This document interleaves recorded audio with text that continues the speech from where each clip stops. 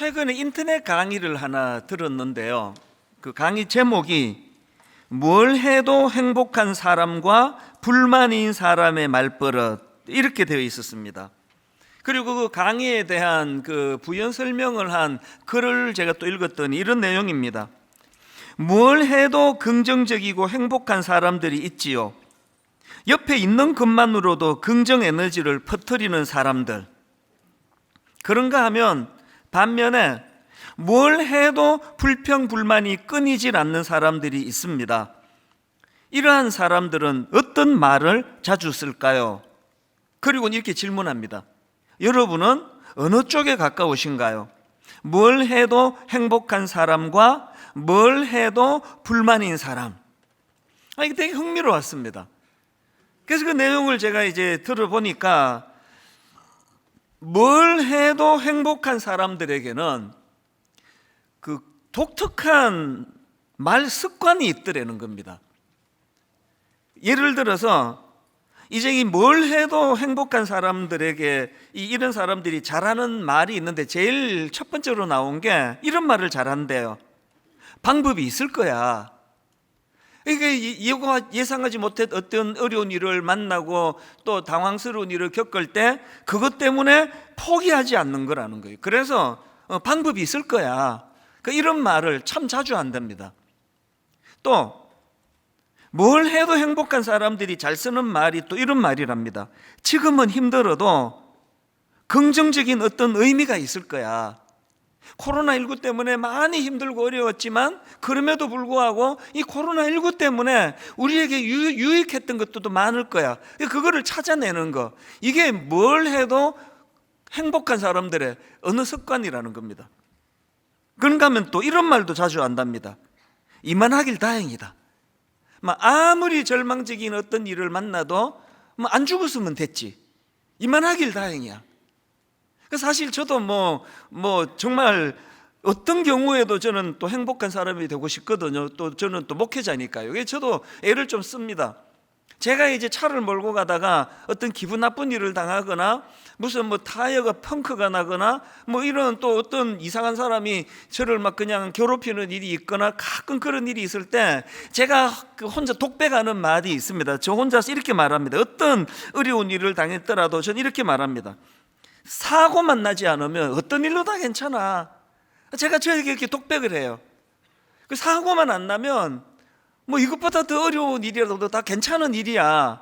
제가 왜 그렇게 혼자서 독백을 할까요? 저도 어떤 경우에도 뭘 해도 행복한 사람이 되고 싶거든요. 그런가 하면은 반대로 뭘 해도 불평불만이 많은 사람들에게도 특징이 있는데요. 복잡한 거 여기 부정적인 말들 많이 하고 싶지 않고요. 제 눈에 딱 뜨였던 하나가 있었는데 뭘 해도 불평불만이 많은 사람들에게 이런 특징이 있대요. 해석의 왜곡성. 그들의 특징이 해석의 왜곡성을 가졌다. 그러니까 한마디로 말해서 상대방이 어떤 행동을 하거나 무슨 말을 하거나 자꾸 그것을 왜곡해서 해석하는 그런 특징을 가지고 있다는 겁니다. 심지어는요, 그냥 상대방이 호의를 베풀고 잘 대해줘도 해석의 왜곡성이 어김없이 작동이 돼가지고 아니 저 사람 무슨 의도로 나한테 이렇게 잘하는 거야? 뭘 얻으려고 저래? 이게 해석의 왜곡성. 그러니까 이런 태도를 가지고 있는 사람들이 어떻게 행복하겠냐고요. 그래서 그 강사님이 설명하기를 이런 부류의 사람들은 불신에 대한 신념을 갖고 있다. 이것도 되게 독특했습니다. 불신에 대한 신념이 뭐냐? 이거예요. 맨날 하는 말이 아무도 믿을 수 없다. 아무도 믿지 마.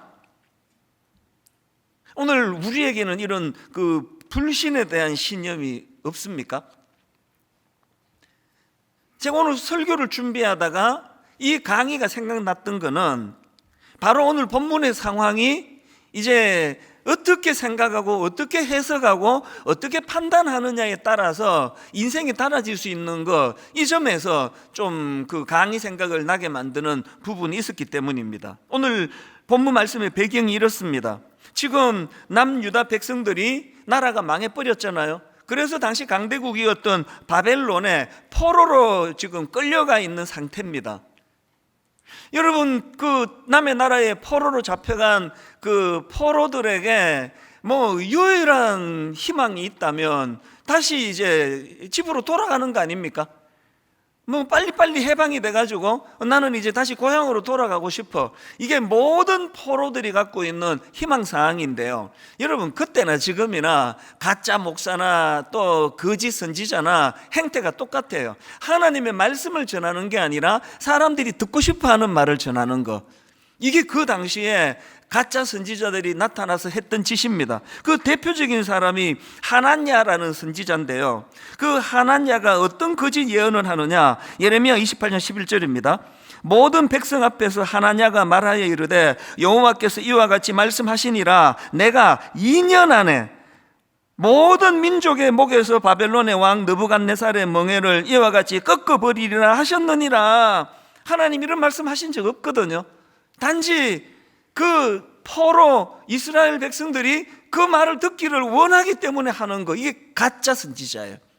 그랬더니 우리가 아는 참 신실했던 선지자 예레미야가 그것을 반박합니다. 예레미야 28장 15절, 선지자 예레미야가 선지자 하나냐에게 이르되 하나냐여 들으라, 여호와께서 너를 보내지 아니하셨거늘 내가 이 백성에게 거짓을 믿게 하는도다. 그래서 이제 오늘 본문이 29장이고요 본문 바로 앞에 28장에서 이렇게 논쟁이 벌어집니다.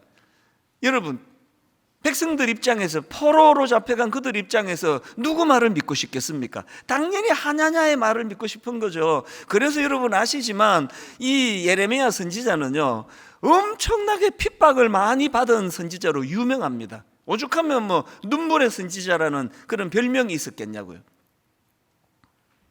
그런데요, 이런 논쟁이 있고 난 바로 그 다음에 이제 오늘 본문에서 하나님께서 누구 손을 들어주느냐, 청천벽력 같은 말씀을 하십니다. 그 백성들 입장에서. 그 말씀이 예레미야 29장 10절입니다. 오늘 본문 바로 앞에 있는 10절인데요, 여호와께서 이와 같이 말씀하시니라, 바벨론에서 70년이 차면, 2년을 기대하고 있는 그들에게 70년이 차면 내가 너희를 돌보고 나의 선한 말을 너희에게 성취하여 너희를 이곳으로 돌아오게 하리라. 이게 백성들에게 이거는 뭐 절망적인 청천벽력 같은 이야기예요. 아니 지금 2년 뒤에 우리가 풀려난다고 기대하고 있던 백성들 입장에서 이 70년은요 뭐 상상을 초월하는 말 아닙니까? 이게 도저히 수용하기가 어려운 말씀인데요, 하나님은 거기다가 또 더 이상한 말 하나를 덧붙이세요. 그게 오늘 본문입니다. 오늘 본문 11절을 보십시오. 여호와의 말씀이니라, 너희를 향한 나의 생각을 내가 아나니 평안이요 재앙이 아니니라, 너희에게 미래와 희망을 주는 것이니라. 이 수용이 되겠습니까? 진짜 우리에게 평안을 주기 원하신다면, 아니 진짜 우리에게 미래와 희망을 주기 원하신다면 하나냐의 예언대로 그거 성취시켜 주셔야 되는 거 아니냐고요. 아니 무슨 70년이나 묶어두겠다고 하시면서 이게 어떻게 희망이냐고. 도저히 이해가 안 되는 이런 참 거부감 가는 하나님 말씀이 지금 선포가 되는데요, 이게 왜 심각하냐 하면은 이건 오늘 예수 잘 믿는 우리에게도 자주 일어나는 일이에요. 전혀 수용하기가 어렵고 전혀 납득이 안 되는 그런 방식으로 일하시는 하나님. 그런데 목사님이 설교할 때는 맨날 평안을 주기 원한다, 뭐 우리를 사랑하신다, 이러니까 갈등이 일어나는 거거든요. 그래서 저는 오늘 이 본문 말씀을 가지고 우리 생각과는 너무나 다르게 일하시는 하나님 때문에 갈등하는 것이 이 땅에서의 삶이라면, 그럼에도 불구하고 어떻게 우리는 여전히 행복한 삶을 살아갈 수 있는가, 이거를 오늘 좀 다루려고 하는데요, 제가 본문을 묵상하면서 우리 모두가 다 행복한 삶을 살기 위해서 어떤 대안을 가지고 있어야 되느냐, 이 대안 몇 가지를 오늘 좀 나누어 보려고 합니다. 여러분, 첫 번째로요, 우리 생각과 너무나 다른 하나님의 뜻과 또 생각으로 우리가 혼란스러워도 그럼에도 여전히 행복하기 위해서 해야 될 첫 번째 대안이 뭐냐, 그런 자기 삶에 개입하시는 하나님에 대한 긍정적인 수용, 이것이 첫 번째 조건입니다. 예레미야 29장 11절에서 여호와의 말씀이니라 너희를 향한 나의 생각을 내가 아나니 평안이요 재앙이 아니니라 너희에게 미래와 희망을 주는 것이니라. 그러면요, 이거는요 막 복잡하게 생각하지 말고 일단 아멘 하고 받아버리는 거예요. 이게 뭐 말이 안 되는 것 같은데도 불구하고 그냥 받아버리는 겁니다. 이게 왜 이게 중요한가 하니까요, 여러분, 우리 인간의 머리로 납득하면서 그렇게 신앙생활 할 수 없는 것이 하나님의 생각과 우리 생각이 너무 다르다는 전제가 있기 때문이에요. 제가 가끔 말씀을 드리잖아요. 수학은요 그 사회학 이런 과목처럼 막 암기해가지고 할 수 있는 학문이 아니에요. 수학은 논리와 이치를 따라서 그렇게 배워나가는 게 수학인데, 그럼에도 불구하고 수학의 가장 기초 중의 기초는 구구단 아닙니까? 구구단은 그냥 무대뽀로 외우는 거예요. 77이 49, 이거를 그냥만 논리적으로 7을 7번 더하고 어쩌고 저쩌고 뭐 복잡하게 하는 사람 아무도 없어요. 그냥 77이 49 외우는 거, 외우는 거. 우리가 이 땅에서 하나님과 충돌하지 않고 창조주이신 하나님과 충돌해서 좋을 게 뭐가 있겠습니까? 그 하나님과 평화롭게 같이 잘 지내기 위해서는 먼저 그 하나님의 하시는 일에 대하여 긍정적인 수용이 필요한데, 그러면 좀 반발이 생기잖아요. 왜 그래야만 됩니까? 그렇게 반발하는 분이 계시다면 왜 그래야만 하는지의 답을 저는 이사야 55장 8절과 9절에서 찾습니다. 왜 그래야만 되느냐고요? 이는 내 생각이 너희의 생각과 다르며 내 길은 너희의 길과 다름이니라 여호와의 말씀이니라. 그 다음 9절을 보십시오. 이는 하늘이 땅보다 높음 같이 내 길은 너희의 길보다 높으며 내 생각은 너희의 생각보다 높음이니라. 이게요 신앙생활하는 우리에게 가장 중요한 전제예요. 그럼 뒤집어 생각해 보세요. 뭐 이런 말씀에 내가 거부감이 간다. 그 만약에 그 하나님의 생각의 수준이 우리 인간의 수준하고 비슷하면은 이거 재앙 아닙니까?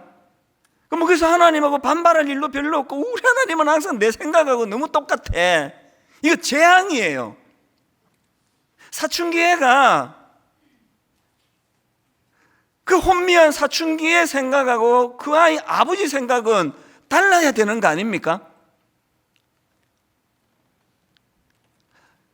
하나님의 생각이 우리 생각과 비슷한 수준으로 끌어내리려고 하다가 보니까 신앙이 성장이 없어요. 그래서 믿음이 좀 없는 분들, 예수 안 믿는 분들은 하나님 왜 이렇게 일한대? 하나님 왜 저렇게 일한대? 난 이해가 안 돼. 이해가 안 돼서 하나님인 걸 모르시는 거예요. 그런 사람이 예수를 믿어도 그만이고 안 믿어도 그만이에요. 예수 믿으면 뭐합니까? 하나님의 생각을 끌어내려가지고 자기 수준에다 맞추고 사는데 여기에서 무슨 놀라운 기적이 일어나겠으며 여기에서 무슨 놀라운 우리가 할 수 없는 일들이 일어나겠느냐고요.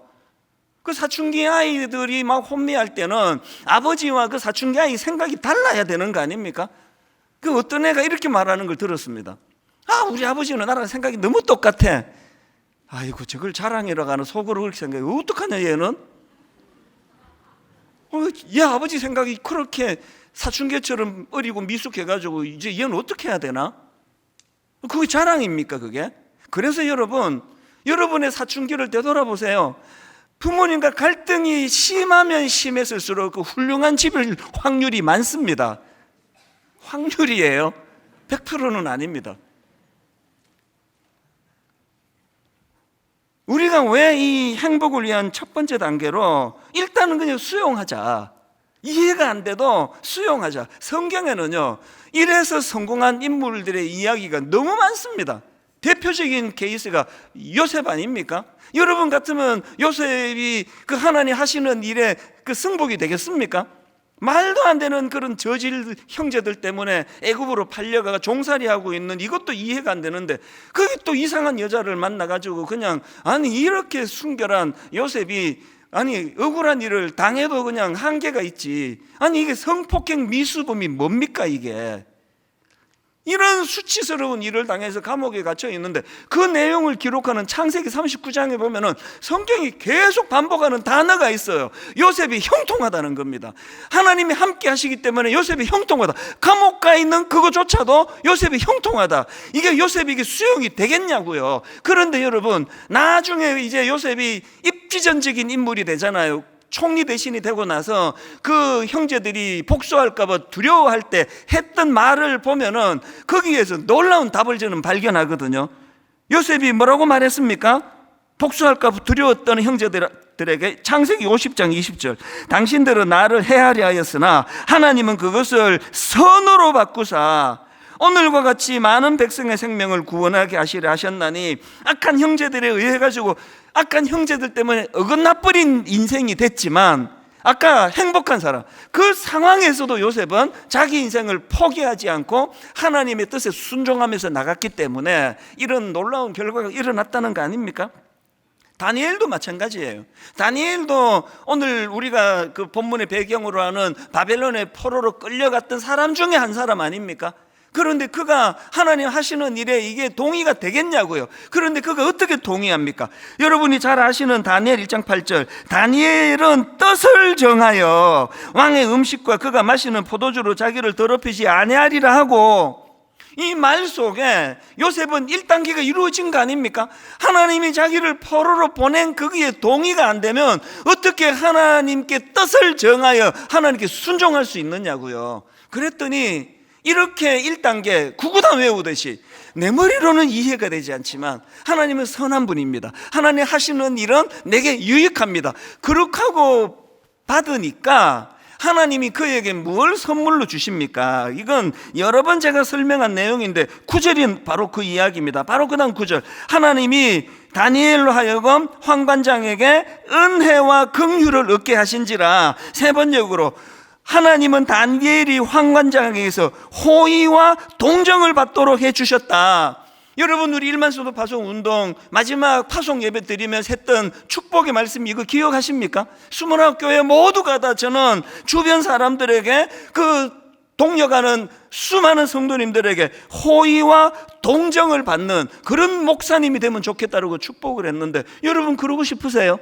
여러분 주변 사람들이 누구를 만나도 여러분에게 호의적이고 여러분에게 긍정적이고 참 여러분에게 호의와 동정을 베푸는 그런 돕는 사람으로 여러분들이 살아가기를 원하세요? 첫 번째 단계를 하시면 돼요. 하나님 하시는 일을 수용하는 거예요. 그걸 용납하는 겁니다. 그것을 수용할 때 머리로 하는 것이 아니라 구구단 외우듯이 그냥 기계적으로 이것들이 첫 단계에서 일어나야 된다는 거예요. 그런가 하면은 행복을 위한 두 번째 대안은요, 몰입이에요. 몰입. 생각하고 집중하고 몰입하기. 사실 이 두 번째 대지 그 제목은요, 최근에 읽은 책 제목에서 그대로 따왔습니다. 제가 몰입이라는 책을 읽었는데요, 이 책의 부제가 생각하고 집중하고 몰입하라예요. 한마디로 말해서 좀 깊이 생각하라는 겁니다. 이건요, 예수 믿는 우리 모두에게 주시는 메시지라고 생각을 합니다. 깊이 생각해야 돼요. 하나님에 대해서, 하나님의 뜻에 대해서. 왜 몰입하고 생각하고 집중하며 깊이 생각해야 됩니까? 아까 말씀드렸잖아요. 하나님의 생각이 우리 생각과 다르시기 때문에, 하나님의 생각이 우리의 생각보다 더 깊으시기 때문에 묵상해야 돼요. 여러분 그 중학교 동창 만나가지고 어디 가서 뭐 밥 한 끼 하고 커피 한 잔 마시고 집에 와서 그 친구가 했던 말 막 메모했다가 이거를 묵상하고 생각하고, 아, 이 친구가 이렇게 말씀하셨지, 그런 사람 없잖아요. 우리 여자분들을 만나면 난 너무 부러워요. 막 저 커피숍에서 만나면 막 얼마나 행복하게 대화를 많이 나누는데요. 그렇게 끝 아닙니까? 그 집에 가가지고 그날 동창들과 나눈 대화를 녹음했다가 다시 들으면서 묵상하는 분 계세요? 별로 없을걸요? 왜 그렇습니까? 동창생끼리 만났더니 수준이 비슷해요. 뭐 내 수준이나 지 수준이나. 묵상하기 별로 없습니다. 그런데 신앙생활은 왜 몰입해야 된다고요? 왜 신앙생활은 생각하고 집중하고 몰입해야 되는가 하니까, 다시 읽어드릴게요. 이는 내 생각이 너희의 생각과 다르며 내 길은 너희의 길과 다름이니라. 이는 하늘이 땅보다 높음 같이 내 길은 너희의 길보다 높으며 내 생각은 너희의 생각보다 높음이니라. 신앙 성장하고 싶으세요? 묵상하셔야 돼요. 기독교는요, 이벤트의 종교가 아닙니다. 분당 우리 교회 20년 동안 여러분, 우리 교회가 여러분들 동원해가지고 무슨 뭐 잠실 체육관에서 무슨 이벤트하고 행사하는 거 보셨습니까? 한 번도 한 적이 없습니다. 왜 그렇습니까? 자꾸 그런 대형 행사를 교회가 기획하면은 우리 부교역자들은 그 행사에 동원이 돼가지고 성도들이 신방을 못 하잖아요. 성도들이 기도 제목을 못 나누잖아요. 저는요 1년에 한두 번 미국 유럽 집회를 꼭 다녀오는데 한 번도 우리 부목사님 보고 나 차 태워달라고 공항에 좀 데려다 달라고 이렇게 부탁한 적이 없습니다. 왜요? 지금 우리 목사님들은 성도들 신방하고 그들 마음을 헤아려 줘야 되고 그들이 깊이 주님을 묵상하도록 그 일에 집중해야 되는데 자꾸 내가 내 개인적인 일로 풀러내면 되겠냐고요. 그래서 제가 연합회 일을 안 하잖아요. 기독교는 이벤트의 종교가 아닙니다. 기독교는 묵상의 종교예요. 얼마나 깊이 묵상하느냐, 얼마나 몰입하며 주님을 생각하느냐. 그래서 그 제가 구입했던 몰입이라는 책 목차에 보니까 이런 목차가 있더라고요. Work hard에서 think hard로 생각을 이동하라. Work hard, 열심히 일하는 것도 중요하지만 일을 열심히 하되 think hard, 좀 생각하면서 일하라는 그거 아닙니까? 예수 잘 믿으시는 거 좋은데요, 생각하면서 믿어야 돼요. 여러분 진짜 생각 좀 하셔야 돼요. 제가 설교하면 다 받으시면 안 돼요. 인간이에요. 실수 많이 합니다. 잘못 전할 때 많습니다. 여러분이 설교를 무조건 맹목적으로 받으시면 안 되고 눈 부릅뜨고 저게 저 틀린 말 하나 옳은 말 하나 지켜보셔야 돼요. 그리고 뭔가 제가 일부 예배가 끝나면 오늘도 그랬고 우리 교역자들이 엄청 많이 저에게 조언을 해줘요. 목사님 그런 표현이 괜찮습니까? 나 무서워요. 그런데도요 한 번도 너 어디 건방지게 왜 다니면서 설교 갖고 그러냐고 말한 적이 없어. 그러면 다음부터 안 할까 봐. 그 지적이 생각하면서 설교하게 만드는. 그래서 2부 때 얼마나 조심하고 3부 때 더 조심하고 옛날에 4부 때는 또 더 조심하고 5부 때는 막 그냥 막 실신할 정도로 조심해요. 생각하셔야 돼요. 제가 어느 칼럼을 읽었더니요 일본의 그 미라이 공업이라는 전기회사 이야기를 하는데 이 회사가 대단합니다. 깜짝 놀랐습니다. 이 미라이 공업이라는 전기회사는요 직원들에게 석 달에 열흘씩 휴가를 준대요. 그리고 5년에 한 번은 전 직원들이 다 해외여행을 떠난대요. 뭐 이것들도 대단하지만 진짜 놀라운 건요 이런 것들 외에도 직원들이 쉬고 싶으면 언제든지 쉬어도 된다는 룰이 있답니다. 그래서 직원이 난 내일 좀 쉬겠습니다. 그러면 묻지도 따지지도 않고 그냥 쉬게 해줘요. 룰이 있으니까. 우리 생각에 이런 회사는 곧 망해버릴 것 같은데요 그 칼럼에 보니까 놀랍게도 이 회사는 엄청난 성과를 올리는 회사라는 겁니다. 우선 동종업계 시장 점유율 1위, 매출 2,500억 원, 평균 이상 이익률 15%, 이런 놀라운 성적표를 갖고 있다는 거예요. 그 칼럼 내용을 직접 읽어드릴게요.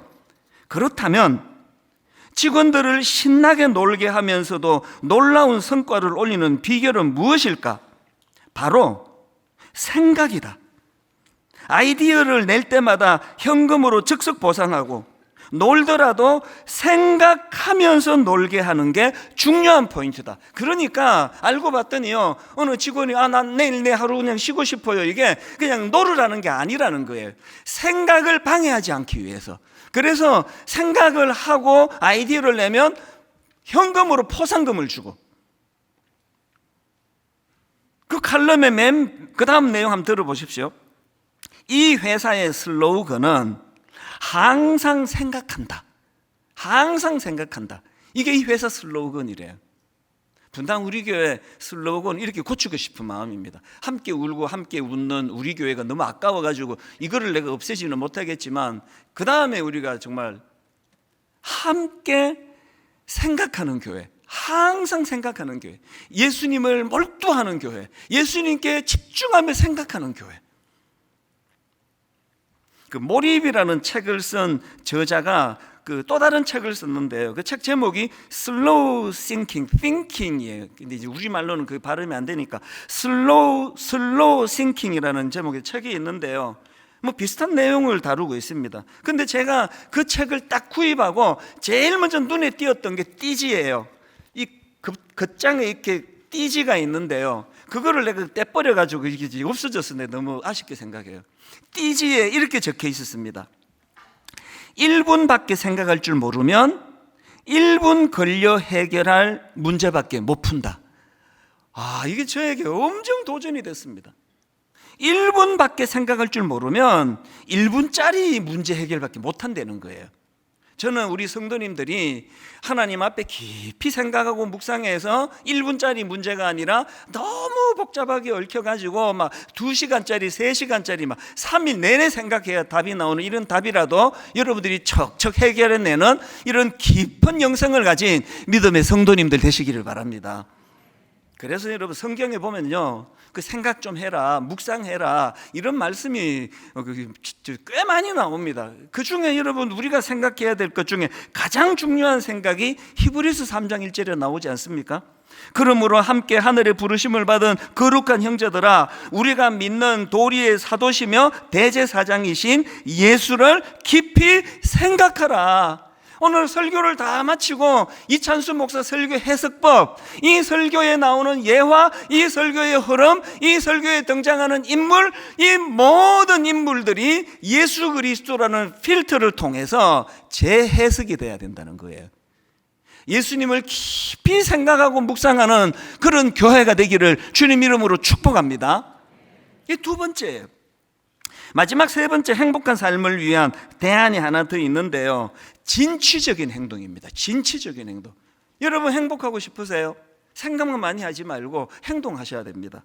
하나님께서 그 이스라엘 백성들에게 70년이라는 긴 포로 생활을 예고하시면서 어떤 면에서는 이게 하나님의 깊은 뜻이 반영됐다 보는데요, 이런 말씀을 주십니다. 70년 포로 생활을 예고하시면서 어떤 말씀을 주시느냐, 예레미야 29장 4절부터 보십시오. 만군의 여호와 이스라엘의 하나님께서 예루살렘에서 바벨론으로 사로잡혀 가게 한 모든 포로에게 이와 같이 말씀하시니라. 너희는 집을 짓고 거기에 살며 텃밭을 만들고 그 열매를 먹어라. 아내를 맞이하여 자녀를 낳으며 너희 아들이 아내를 맞이하며 너희 딸이 남편을 맞아 그들로 자녀를 낳게 하여 너희가 어디에서? 거기에서 번성하고 줄어들지 아니하게 하라. 그 다음 7절이 가장 핵심 구절이에요. 너희는 내가 사로잡혀 가게 한 그 성읍의 평안을 구하고 그를 위하여 여호와께 기도하라. 이는 그 성읍이 평안함으로 너희도 평안할 것임이니라. 2년 만에 빨리 풀려 집에 가는 것도 중요하지만 그 악한 도성을 위하여 너희들이 영향력을 미쳐야 되겠다. 그 악한 바벨론에서 너희들이 선한 영향력을 행사하기 위하여 진취적으로 행동하라는 겁니다. 이걸 완벽하게 구현해낸 인물이 요셉 아닙니까? 아까 읽어드렸던 창세기 50장 20절 액센트를 달리해서 한번 들어보세요. 요셉의 고백을요. 당신들은 나를 해하려 하였으나 하나님은 그것을 선으로 바꾸사 오늘과 같이 많은 백성의 생명을 구원하게 하시려 하셨나니. 요셉이 하나님의 뜻을 수용해서 생각을 깊게 해서 그냥 정치적으로 엄청난 권력을 얻었다, 성공했다, 잘 살았다, 이렇게 적용하시면 안 됩니다. 하나님은 요셉을 그 고난의 과정을 거치셔서 하나님께서 그 흉년이라고 하는 끔찍한 일들을 대비하게 하셨던 것처럼 오늘 우리는요, 생각도 많이 해야 되지만 그 건강한 생각을 가지고 진취적인 행동을 해야 돼요. 자꾸 편한 것만 찾는 것이 신앙이 아닙니다. 그래서 저는 이 11절 말씀을 정말 여러분 마음에 새기면 좋겠습니다. 여호와의 말씀이니라. 너희를 향한 나의 생각을 내가 아나니 평안이요 재앙이 아니니라. 너희에게 미래와 희망을 주는 것이니라. 이 말씀을 구구단 외우듯이 믿음으로 수용하시기를 바랍니다. 이 말씀을 수용하시고 이 두 번째 단계로 깊이 묵상하시는 거예요. 내가 왜 하나님 말씀에 순종하는 것이 내게 행복인가? 그 건강한 생각이 자리를 잡고 있으면 그때부터 움직이셔야 됩니다. 진취적으로 행동하셔야 됩니다. 오늘 청년주일입니다. 공교롭게도 어제 저녁에 이태원에서 너무나 가슴 아픈 불행한 사고가 일어났습니다. 기사를 보니까 피해자 대부분이 10대와 20대래요.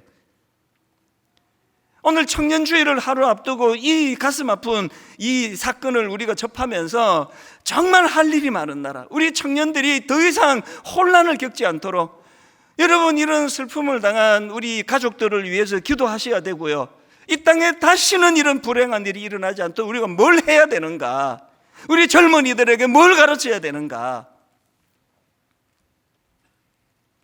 오늘 우리 청년주일에 우리가 너무 미안해요. 교회가 제대로 가르치지를 못하고, 교회가 가치관에 뚜렷한 정립을 잘 시켜주지 못해서 이 세상이 너무너무 혼란한데, 분당 우리 교회 오늘 제가 다시 한번 주님 이름으로 약속합니다. 우리 어른들이 지금 기초 다지기 중에 있잖아요.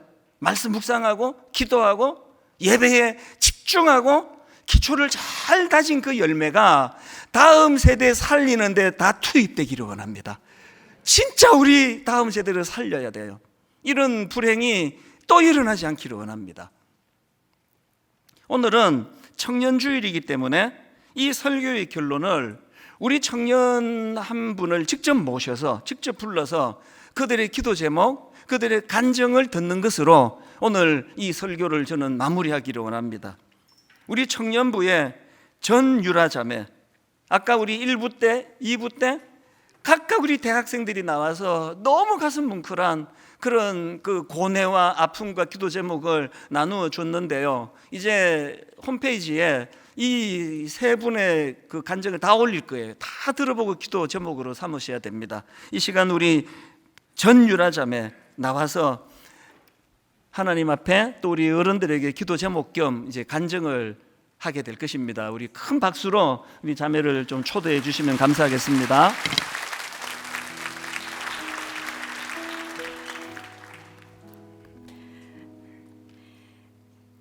안녕하세요. 1청년부 전유라 청년입니다. 저는 20대 초반엔 엄마 따라 대예배만 드렸는데요, 하나님을 알고자 예배를 드리기보단 부끄럽지만 예배 끝나고 엄마가 사주시는 맛있는 점심을 먹기 위함이 더 컸습니다. 이후에 제자 훈련을 통해 하나님이 절 사랑하시고 언제나 제 계획보다 더 크게 일하신다는 것을 알게 되었고, 하나님을 의지하며 하나님의 사람으로 살아가려 열심히 노력하고 있습니다. 하지만 저의 노력만으로는 쉽지 않을 때가 많습니다. 하나님을 만나기 이전의 삶의 흔적들이 그 노력들을 방해하곤 합니다. 여전히 금요일만 되면 친구들로부터 연락이 오는데요, 하지만 그때마다 분당 우리 교회에 청년 금요 집회가 있는데 그곳에서 싱어로 섬기고 있다고 하면 친구들이 처음엔 야 네가 교회를? 하며 이런 저의 모습을 많이 낯설어합니다. 지금도 종종 이쯤 되면 유라가 놀고 싶을 때가 됐는데 하며 한 번씩 문을 두드리는 친구들이 있지만, 이런 과정이 반복되다 보니 이전보다 확실히 문을 두드리는 횟수도 줄고 언제 한번 교회에 오겠다며 장난 반 진심 반으로 말해주는 친구들도 생기게 되었습니다. 이렇게 크리스천답게 세상을 이기고 싶지만 사실 친구 관계가 아닌 일터로 나가면 이 갈등은 더 어려운 것 같습니다. 일터에서는 종종 저의 평정심을 무너뜨리는 일들을 만나게 되는데요, 때때로 성공을 담보로 부당한 요구를 하기도 하고 당혹스럽다 못해 마음을 크게 흔들어 놓는 일들을 마주합니다. 그럴 때마다 전쟁은 나에게 속한 것 아니니 하며 하나님 주시는 힘으로 살아가 보려고 노력하고 있습니다. 그런 저에게 무엇보다 힘이 되는 것은 믿음의 동역자들과 선배님들을 만나는 것입니다. 제가 저의 자리를 지키는 것과 같이 누군가도 그 자리를 지키고 있다는 사실이 저에게 큰 힘이 되더라고요. 특별히 이번 특세 때 청년 특송을 마치고 돌아가는데 이제 저희가 청년임을 알아보시고 본당에서 빠져나가시는 분들마다 저희를 태워주시겠다고 하시는 그런 따뜻한 말씀들을 해주셨는데요, 정말 그 새벽 세상에서 받기 힘든 무조건적인 호의가 제가 그 한 주를 살아낼 수 있었던 큰 힘이 되었습니다. 하나님을 알기 전이나 후나 또 여전히 그리고 앞으로도 수많은 유혹들, 고난들이 있었고 또 있을 것입니다. 세상의 조건과 상황도 쉽게 변하지 않을 것을 압니다. 앞으로 몇 번, 몇백 번, 몇천 번을 넘어질지 알 수 없지만 하나님을 알기 전엔 몰랐으나 하나님을 아는 제가 이제 아는 것이 하나 생겼습니다. 오늘도 세상에서 살아가지만 주님 안에서 안전합니다.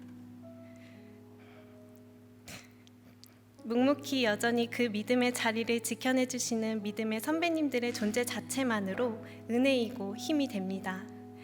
기도의 능력을 잘 알기 때문에 성도님들께서 청년들이 하나님의 사람으로 살아갈 수 있도록 기도해 주신다면 이 자리를 끝까지 지켜낼 수 있을 거라고 믿습니다. 사랑합니다. 감사합니다.